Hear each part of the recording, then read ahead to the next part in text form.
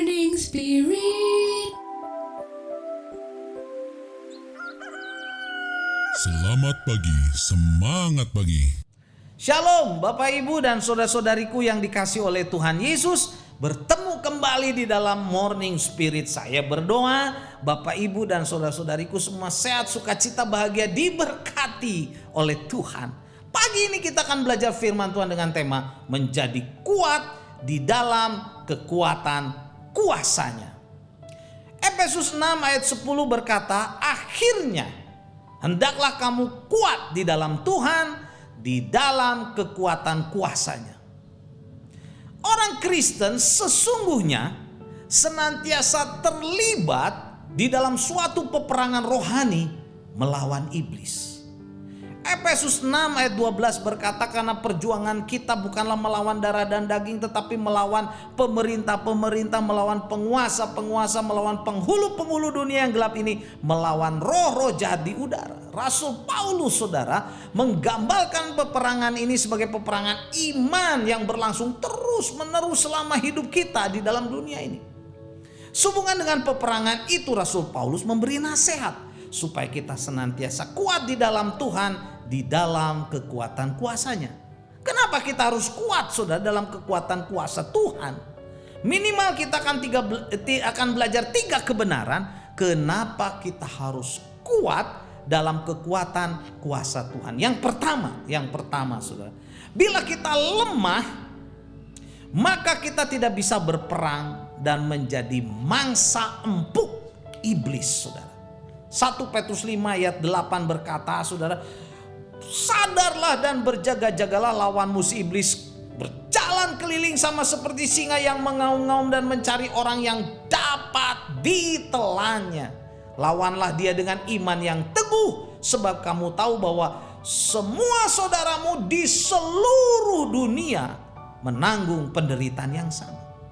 Jadi saudara, saat kita sungguh-sungguh mengandalkan Tuhan, bersandar kepada Tuhan sepenuhnya dengan kuasa Tuhan, maka kita sanggup melawan kuasa iblis yang ingin menjatuhkan kita, saudara. Jadi jangan menjauh dari Tuhan supaya kuasa Tuhan senantiasa menyertai kita. Yang kedua, saudara, kenapa kita harus kuat di dalam kekuatan kuasanya? Yang kedua, karena kekuatan dan kuasa kita sangat terbatas. Matius 26 ayat 41 berkata, berjaga-jagalah dan berdoalah supaya kamu jangan jatuh ke dalam pencobaan. Roh memang penurut, tetapi daging lemah, saudaraku.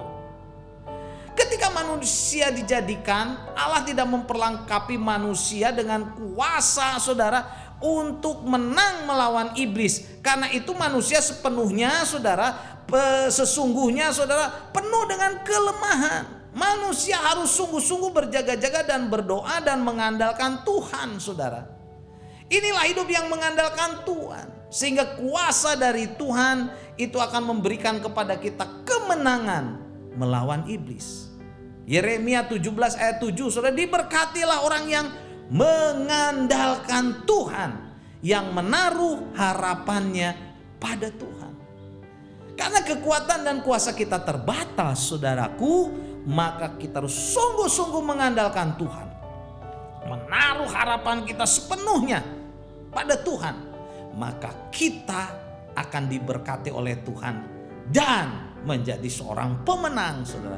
Dan kebenaran yang ketiga kenapa kita harus kuat di dalam kekuatan kuasanya, kuasa Tuhan, yang ketiga adalah karena perjuangan kita bukan melawan darah dan daging, tetapi melawan kuasa kerajaan iblis.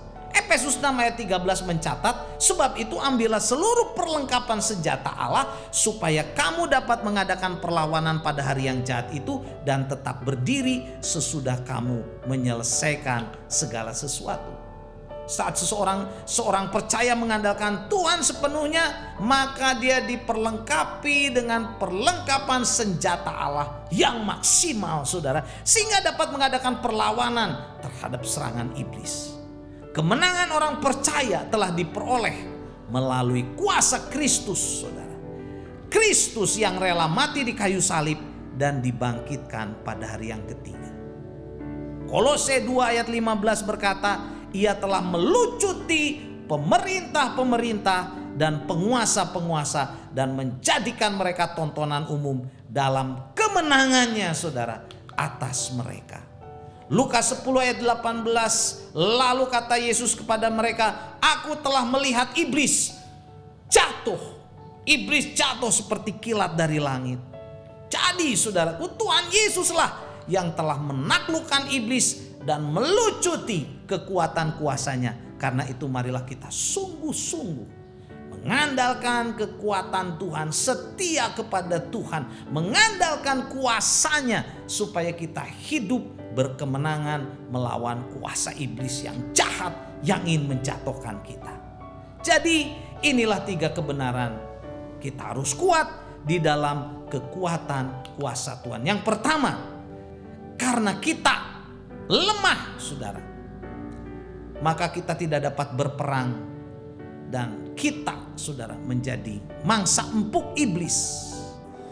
Kedua, karena kekuatan dan kuasa kita terbatas. Dan yang ketiga, perjuangan kita bukan melawan darah dan daging, saudara, tetapi melawan kuasa kerajaan iblis. Karena itu, saudara, kita harus kuat di dalam kekuatan kuasa dari Tuhan Yesus. Andalkan Tuhan Yesus, saudara. Berharaplah pada Tuhan Yesus. Dan sekali lagi Yeremia 17 ayat yang ke-7 berkata, diberkatilah orang yang mengandalkan Tuhan, yang menaruh harapannya pada Tuhan. Mari kita mengandalkan Tuhan dan hanya berharap kepada Tuhan supaya kita keluar sebagai pemenang melawan, saudara, dosa, kuasa iblis, kuasa jahat. Amin. Mari kita berdoa. Terima kasih Tuhan Yesus, kami mau mengandalkan Kau sepenuhnya, berharap kepada Engkau Tuhan Yesus sepenuhnya supaya kami bisa menjadi pemenang. Dalam nama Tuhan Yesus kami berdoa. Amin. Amin. Bapak, Ibu, dan saudara-saudariku yang dikasihi oleh Tuhan Yesus, bila kita diberkati oleh Morning Spirit ini, jangan lupa klik like, subscribe, bunyikan loncengnya, bagikan kepada banyak orang. Sampai bertemu dalam Morning Spirit selanjutnya. Morning Spirit. Selamat pagi, semangat pagi.